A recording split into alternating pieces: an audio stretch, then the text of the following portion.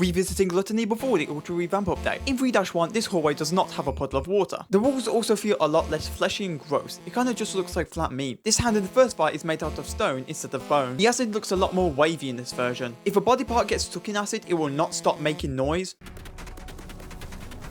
The level also has a lot of clipping issues. There are still clipping issues in current version, but they are not as obvious as things like this door. The fight with the 3 Cerboi feel a lot more empty. There were no eyes looking at you through teeth and no hand with a waterfall of blood. The next room had its pathway made out of marble instead of bone. I think the bone aesthetic made it look much better. It felt incredibly weird seeing these blocks sticking out followed by thin platforms. The 4 street cleaners in this segment spawn in front of you, unlike current versions which spawn 2 behind you and 2 in front of you. The game also really hates it when you use the fire starter on doors. For some reason they all meet at this exact point to create the door's singularity. Once the 3 Marie spawn in this fight, the room gets a lot darker, but they are still quite easy to see. The acid in the final room looks like mud. It doesn't really convey its toxic feeling since there is no heat wave effect. These lamps are just regular lamps instead of the flesh lamps, and in 3-2, the starting room was a lot more blue and the platforming up is a lot more square. The eye in the top of the room is just a regular eye. It can't be cut down to skip straight to the Gabriel fight. The pillars in this segment look like they are made out of stone, whereas in current versions they look like they are made out of teeth. This vault is a lot more square and does not turn you around. These hands you have to cross are also made out of stone. The final hand sticks out of a wall instead of the platform. The sliding path to Gabriel is a lot more flat and rectangular, and the first Gabriel fight remains the same. Overall, I think that this was another